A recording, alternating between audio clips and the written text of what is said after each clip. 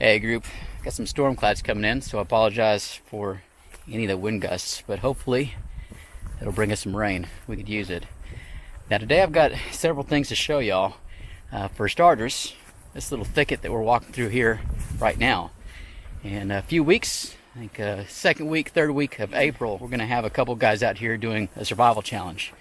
And they were kind of trying to figure out where they wanted to build their camp and make their stand.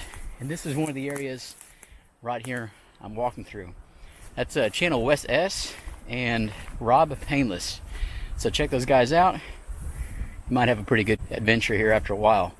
So wish them luck. A beautiful area, lots of shade, which is definitely necessary around mid-April, and water, which we should be coming up on here in a little while. Looks like the dog's already found the water. Did you find a good spot, bud? Yeah? Take a look at that. Beautiful creek. Not sure if y'all can pick up the audio, but off in the background, the frogs are sounding off. Real pretty sound. Beautiful place. Right, Huck? She's gonna meditate. I'm sure a few of you have already noticed, down here amongst the grass and the weeds, we've got some major onions going on. They're about to seed out. For those of you that follow the channel, you've seen me dig these things up. This is massive for this area. We're having an amazing year. Onions are everywhere, and they're much larger than usual. So you'll see me dig these things up in the next video. But if you're surviving in South Texas, at least this year, you're going to eat a lot of onion. Look at them all. Now this place is beautiful. I think you can kind of get an idea of that with these wide shots. We'll see if they make it their camp. There's always other options, upsides, downsides. Let's go and check on some fruit trees and some berries. Got these beautiful fields just full of wildflowers this year. Got a bit of a trek across these in order to get to one of my stands of these smaller yuccas. These are soap yuccas, plains yuccas. I don't see them very often in the channel, but this year they're producing. So check it out. Now these yuccas right here are much smaller than the yuccas you usually see on my channel. Those are Spanish dagger. These are again soap yucca or prairie.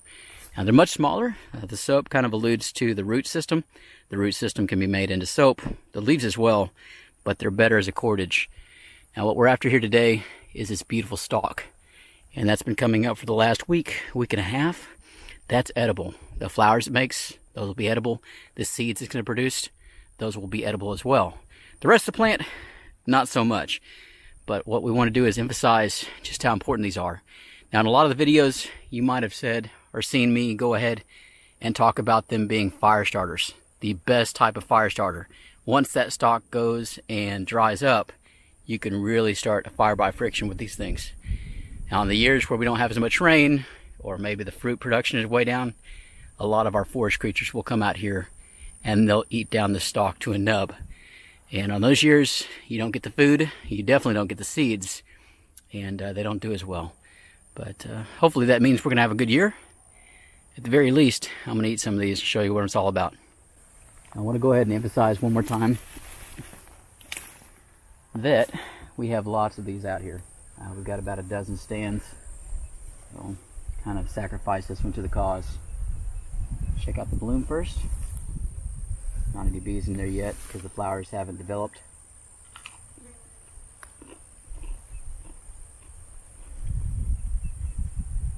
Sweet cabbage, cauliflower. Sweet.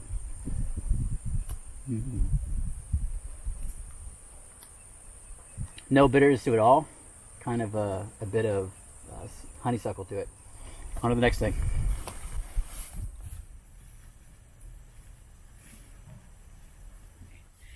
Down to the river. Now typically we find dewberries, mulberries on top of all the wildlife and fish in this area this time of year. It should be budding out, blooming. Let's see what we can find. Now we have an assortment of trees down here, but dotted in between are mulberries. This is a good thing. If you've never had a mulberry, you're missing out. These things grow in abundance down here. They're like little raspberries, full of sugar, real sweet. They stain, but take a look. Those things are immature, but give them a few weeks, and that's going to be a sugary snack. You can do a lot of things with a mulberry. So hopefully, weather holds out, we get some rain, and they're going to be thick in them. To find our dewberries, we've got to go ahead and get a little closer to the river. They grow along the banks, consequently near where the poison ivy grows. Alright, let's see if I can't show y'all this. And this flower looks like it's seen better days, missing a few petals, but that is a dewberry flower. Now hopefully, if it was pollinated, we'll have some delicious dewberries here after a while. Now they often get mistaken for blackberries down here. They are sweeter, they grow larger than a blackberry, and all up and down this bank, we've already found quite a few of the flowers already wilted. So hopefully those were pollinated and they're on their way to making fruit. Otherwise, they might have been a casualty of late freeze that we had, at least for a South Texas freeze. But dewberries are definitely worth eating. Huck likes them.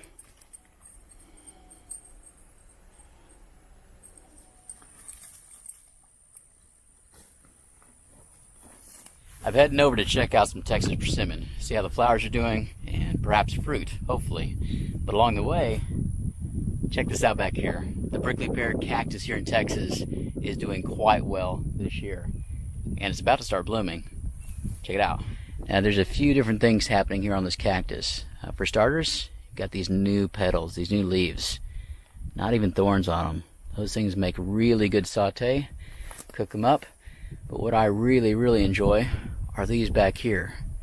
As you can tell, those little nodules, those are the beginning of fruits. Tunas are going to turn pink purple here in the next few months. Be very sweet. But in the next 2 weeks, also, they're going to go ahead and blossom out. Just hundreds and hundreds of flowers. All those petals are edible. Again, once the flowers are pollinated, they'll fall off. But, they'll make all kinds of fruit after a while too. So the cactus gives quite a bit out here. Good one to know. Now, look at the sun going through the trees. Dog's already comfortable. But you're going to find inside of these small stands the telltale branching and trunk of that Texas persimmon. On top of that, you can see these. Try and get up close. These are full of flowers, and hopefully you can hear it. But the bees showed up just a few days ago, so they're pollinating all over this plant. Now the Texas persimmon's a little bit more complicated than the mulberries and the dewberries. It's going to take more time to develop, so a month and a half. They'll make quarter-sized fruits, green, and a little bit more time to ripen up, turn black, and get the sugars really going. But they're definitely worth it. Survivalists aren't going to have it, not in April, but the animals and I will enjoy them. Well, group, the day's pretty much done, and so am I. Now there's a lot out here still left to show you, but that's going to have to wait for the next video. So go ahead and like, subscribe, tell us what you think about all this, and put your ideas in the comment section down below. And as always, till next time.